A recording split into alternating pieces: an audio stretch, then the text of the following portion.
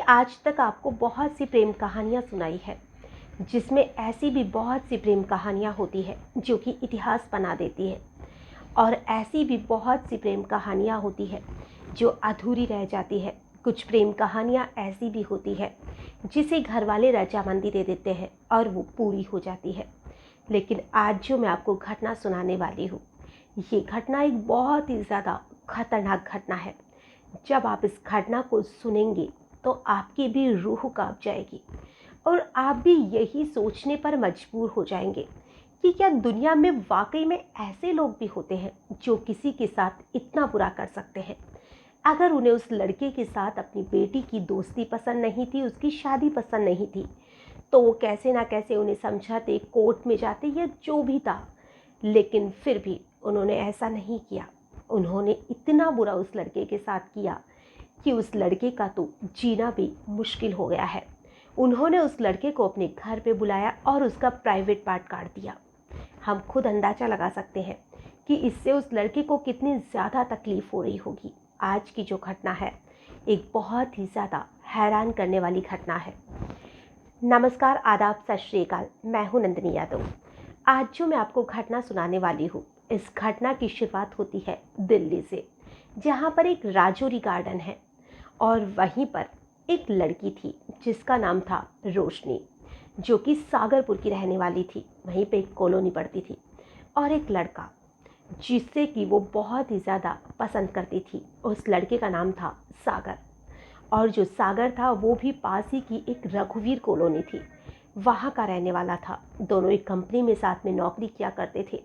वहीं पर दोनों में दोस्ती होती है और उनकी जो दोस्ती थी वो धीरे धीरे प्यार में बदल जाती है। वक्त अपनी रफ्तार से दौड़ रहा था। अब उन्हें लगता है कि उन्हें इस रिश्ते को एक नाम देना चाहिए, उन्हें एक दूसरे से शादी कर लेनी चाहिए। और इस बारे में उन्होंने पहले भागकर शादी करने से या घर वालों से छुपाना जरूरी नहीं समझा। उन दोनों ने अपने अपने घर वालों से बात की, लेकिन उनकी जाति अलग थी, तो घर वालों ने साफ इनकार कर दिया और उन्होंने कहा कि तुम्हारी शादी हम सिर्फ अपनी पसंद से जहां हमारा मन करेगा वहां करेंगे। लव मैरिज हमें बिल्कुल पसंद नहीं।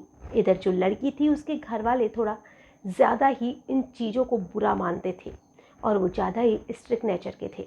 तो उन्होंने जो रोशनी थी उसे उस लड़के से शादी के लिए तो इनकार किया जो किया, साथ ही उसकी नौकरी भी छुड़वा दी और उसे घर पर बिठा लिया। इधर जो सागर के घर वाले थे वो थोड़े सॉफ्ट थे, तो उन्होंने कहा कि ठीक है, लड़की से शादी तो नहीं हो सकती है, लेकिन उन्होंने उसे ज़्यादा नहीं कहा। और जो सागर था वो भी अपनी दिनचर्या में लौट आया। लेकिन इधर जो रोशनी थी उसका तो जैसे सब कुछ ही खत्म हो चुका था।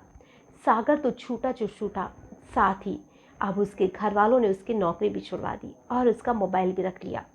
लेकिन रोशनी को जब कभी भी मौका मिलता वो सागर को फ़ोन करती, और एक दिन उसने सागर को फ़ोन करके कहा कि क्यों ना वो घर से भाग जाए और दोनों किसी मंदिर में जाकर शादी कर ले। सागर भी यही चाहता था, क्योंकि वो भी रोशनी को किसी भी कीमत पर छोड़ना नहीं चाहता था। अब दोनों ने घर से भागने का प्लान बनाया और दोनों घर से भाग भी जाते हैं। ये घटना दिसंबर की घटना है। तो दोनों वहाँ से भागते हैं और जयपुर पहुँच जाते हैं, और जयपुर जाने के बाद उन्होंने एक मंदिर में हिंदू रीति रिवाज से शादी कर ली और दोनों वहीं पर शिफ्ट हो जाते हैं। अब इधर जब घर वालों को पता चलता है कि वो दोनों घर से भाग गए हैं, तो इधर सागर के घर वालों का रो रो कर बुरा हाल था। तो उन्होंने सागर को फ़ोन किया कि तुमने अगर शादी कर ली है तो हमें कोई दिक्कत नहीं है, तुम बहू को घर ले आओ। और सागर जो था अब खुश हो जाता है, रोशनी भी खुश हो जाती है। वो दोनों सागर के घर पहुंचते हैं और सागर के घर वाले उनका अच्छा खासा स्वागत करते हैं, और जो रोशनी थी उसे खुले दिल से अपनी बहू के रूप में स्वीकार करते हैं। दोनों साथ में आराम से रह रहे थे, सब कुछ अच्छा था। अभी तक जब रोशनी के घर वालों को पता चलता है कि जो सागर था उसके घर वालों ने उन दोनों को एक्सेप्ट कर लिया है, तो वो एक प्लान बनाते हैं और वो कहते हैं कि हमें भी तुम्हारा ये रिश्ता मंजूर है, तुम घर पे आ जाओ। जो उसका पति था रोशनी का, उसे कहा जाता है यानी कि सागर से कि जो तुम हमारे दामाद बन चुके हो, तुम्हारी शादी हो चुकी है, तो हम भी अब दामाद की खातिरदारी करना चाहते हैं। तो वो पहले रोशनी को घर बुलाते हैं, रोशनी को कुछ नहीं कहते हैं। फिर रोशनी सागर को फ़ोन करती है कि घर वाले खुश हैं, एक कहावत तो आपने सुनी होगी कि बुलाती है मगर जाने का नहीं, और यहाँ पर सागर के साथ यही हुआ। अगर वो जाता नहीं तो उसके साथ ऐसा होता भी नहीं। अब इधर सागर भी ससुराल पहुँच जाता है। अब जो सागर था उसे चाय नाश्ता करवाया जाता है, बहुत उसकी खातिरदारी की जाती है, और जो सागर था वो बहुत खुश हो जाता है कि चलो देर से ही सही ससुराल तो नसीब हुआ। अब धीरे धीरे सागर को ये सारी चीज़ें, शाम का वक्त हो जाता है, उसको बहुत खातिरदारी होती है। अब शाम का वक्त होने के बाद में सागर को मारना पीटना शुरू किया जाता है। सागर को बहुत मारा जाता है, और तभी उसी घर का एक मेंबर कहता है कि अगर इसको ऐसे ही छोड़ दिया तो हमारे घर की जो और लड़कियां हैं वो भी इससे यही सीखेगी, वो भी घर से भागकर शादी करेगी, इतनी हिम्मत जुटा पाएगी। तो इसे सज़ा देना तो बहुत ज़रूरी है, जिसे पिछली वाली पीढ़ी गलत करने के बारे में सोच भी नहीं सकी। तो उसने कहा कि क्यों ना इस लड़के का प्राइवेट पार्ट काट दिया जाए, और वो ऐसा ही करते हैं। वो उसका प्राइवेट पार्ट काट कर हाथ में दे देते हैं। सागर का बहुत बुरा हाल था, वो उधर से चीख रहा था, चिल्ला रहा था। वो वहाँ से भागता है, वो उसे जाने देते हैं, और अब वो भागता है क्योंकि वो चाहते थे जो सज़ा उसे मिल चुकी थी। अब वो वहाँ से भागता है, पास में क्लिनिक में जाता है, लेकिन डॉक्टर इनकार कर देता है कि तुम्हें एक बहुत बड़े हॉस्पिटल में जाने की ज़रूरत है, तुम्हारा क्लिनिक में इलाज नहीं हो सकता है। अब वो हॉस्पिटल में जब तक पहुँचता है तब तक उसकी हालत बहुत बुरी हो चुकी थी। सागर बच भी नहीं पाएगा या बच पाएगा ये तो आने वाला वक्त ही बताएगा। लेकिन जो रोशनी है, उसके घर वालों ने जो किया वाकई में बेहद ही शर्मनाक घटना थी, बहुत ही ज़्यादा खतरनाक घटना थी। उन लोगों को अगर उनका रिश्ता पसंद नहीं था तो उन्हें समझाते, या जो भी अब उन्होंने कर लिया था वो उसे माफ़ करते, वो अपने घर नहीं बुलाते, ऐसे बहुत से रास्ते निकलते थे। लेकिन जो भी उन्होंने सागर के साथ किया वो उन्हें नहीं करना चाहिए था। अब इधर रोशनी का भी बहुत बुरा हाल है, इधर जो सागर के घर वाले हैं उनका भी रो रो कर बहुत बुरा हाल है।